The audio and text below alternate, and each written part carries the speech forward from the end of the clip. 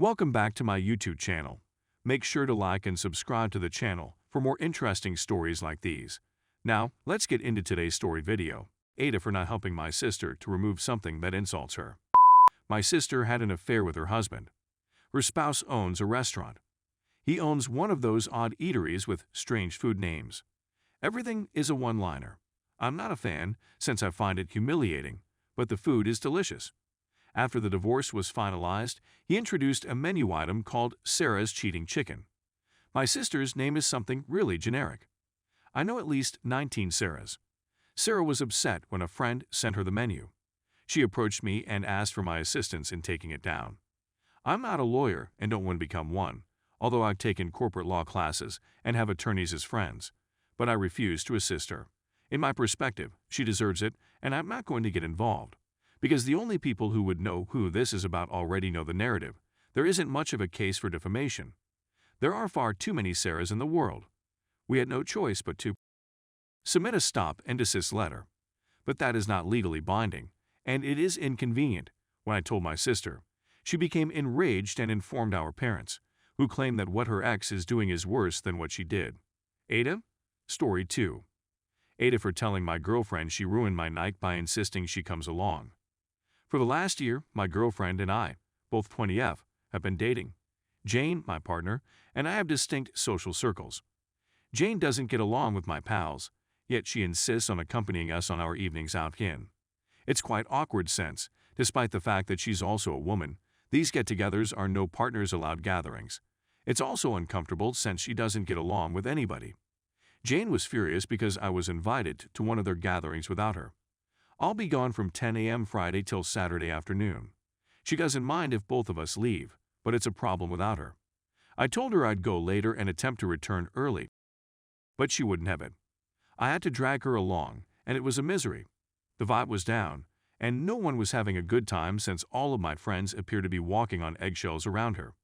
When we went home, she started bragging about how much fun she had, but I had the opposite reaction. Well, I'm pleased someone had fun, I responded. She became agitated and inquired as to what I meant. I mentioned that it was a buddy night, and that she was not invited. She became enraged and spewed nonsense about how it's poison if I want to spend a night out without her. She's upset because I, 1, didn't want her there, and 2, stated she spoiled the night. I simply wanted to spend one-on-one time with my buddies. AITA? Edit. Added a clarification. I noted Jane's gender sense in most cases that no partner restriction is imposed because the couples are of opposite, creating a safe place for individuals to communicate guys' night or girls' night. I mentioned her gender since all of my pals have male partners, but it's still a no-night partners regardless of gender. I'm a woman. Jane is a woman. I am. Jane is a woman. My whole group of pals is made up of women. The party was a birthday celebration, therefore it lasted 2 days. They are typically not very lengthy. Update. The majority vote was NTA, with a few YTA votes thrown in for good measure. Many people were truly upset with me for being in that kind of relationship, which made no sense, but what can you do? Another point I'd want to make is that several individuals kept stating no means no and stick with it when you say no. I'd want to emphasize that in certain instances, that does not work with Jane. She'd come up no matter what, or she tricked me into going home or giving her my address. I received some sound advice and put it to good use. I also believe I owe an explanation to everyone as to why I was dating Jane. For starters, my parents had an extremely poisonous relationship throughout my childhood. They disliked one another yet refused to divorce or even separate for the sake of the children. That clearly did not work. Second, Jane's behavior wasn't always that poisonous, but when she began acting as my parents did to one another, my stupid brain linked it with love. I realize now that this is not the truth, but Jane was my first true love. The first was a few months that ended with me being cheated on. I sat Jane down and told her that I was saddened by the double standard that existed between her friends and mine. I conveyed my confusion as to why she is so possessive and insists on attending every gathering. Then she said something that caught me off guard. I can't trust you, not to anybody, while you're out since you're. She went on to say that she found many of my friends attractive and believed I did as well. So she projected her own interest onto me, becoming jealous and possessive. She also said that there is a 50% possibility you'll cheat on me since you swing both ways. When I brought up some concerns about how she conducts herself, she burst into tears and tried gaslighting me, really gaslighting. But I stayed firm. What's the deal with her possessiveness?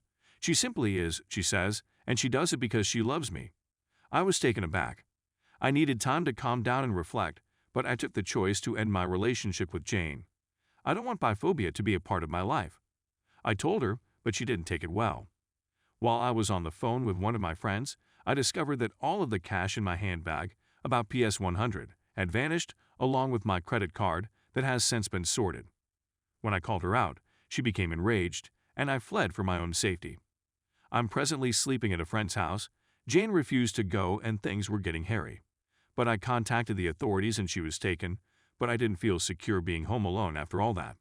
I also apologized to my buddy, who claimed everything was all right, and that she was just glad I was out of the relationship. It's either ride or die for this pal, as I'm for her. I inquired whether she, my buddy, would drop me as a friend if I continued to date Jane, and she answered, absolutely not. What type of jerk would I be as a pal? Who would do that? So, yeah. Is there a happy ending? Thank you to everyone who offered me sound advice. Story 3.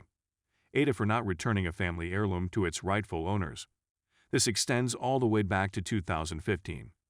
My 28F neighbor is an elderly woman, maybe in her late 80s, Jane. Because our gardens are divided by a small fence, I can see her while I'm gardening.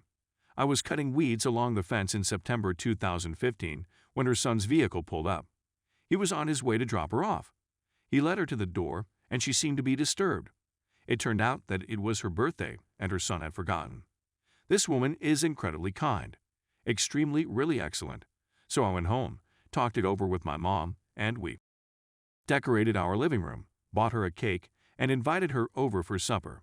She was overjoyed. I decided to make this an annual tradition, and for each of her birthdays until 2020, we would arrange our living room like it was a child's party and buy her a cake. When I had the opportunity, I would pay her a visit. I would video call Jane and remain in contact when I went for my master's. She became to me like a grandma. Now, when I arrived home last month, she had obtained COVID. I tried everything I could to assist, but she didn't make it. I sobbed for several days. My mother and I were heartbroken.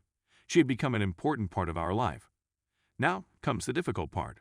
Jane didn't have much money, and little she did how she left her family. But she had this stunning ring. She made it happen for me. It was something she used to wear on her birthdays.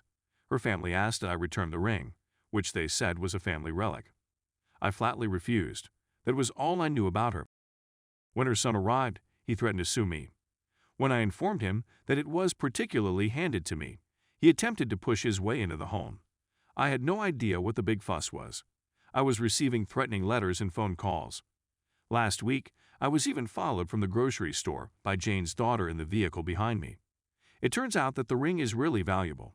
My father went to get it appraised. He instructed me to sell it when he found out. I flatly refused. When I look at the ring, I don't see money. It evokes memories for me. I wore the ring yesterday since I was missing Jane.